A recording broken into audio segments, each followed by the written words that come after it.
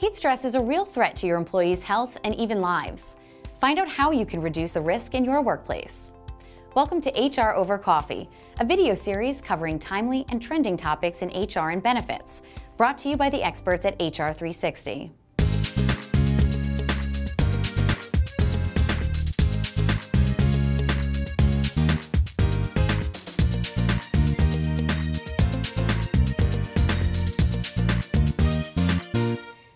Today we'll be discussing a very serious subject, heat stress.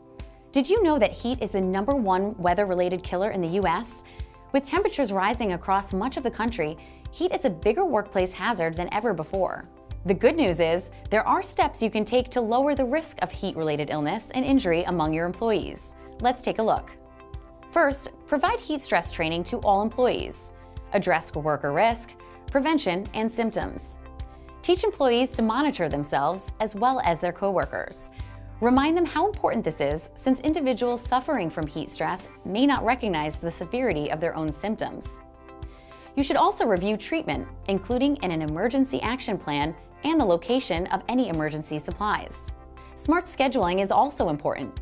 This may seem obvious, but it requires your attention and commitment. The best way to prevent heat illness is to make the work environment cooler. You should monitor weather reports daily and reschedule jobs with high heat exposure to cooler times of the day.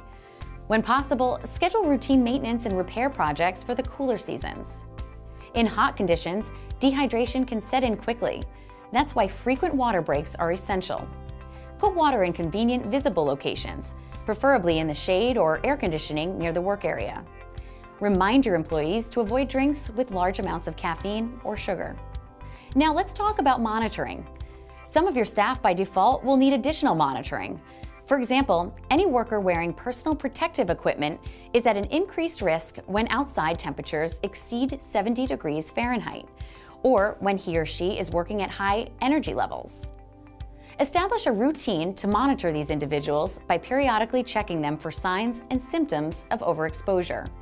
You can't always help the fact that your work environment is hot, but you can help your workers get used to the heat progressively. Try gradually increasing exposure over a 5-day work period. OSHA suggests beginning with 50% of the normal workload and time spent in the heat and gradually building up to 100% by the 5th day. Finally, as an employer, you should stay educated about heat-related illness and how to prevent it. OSHA's heat illness website and the CDC are excellent resources. Bookmark these sites and visit them often, particularly as the warmer months approach. To learn more about our subscription options to our HR library with over 500 downloadable forms and policies, go to hr360.com and click on the Products tab.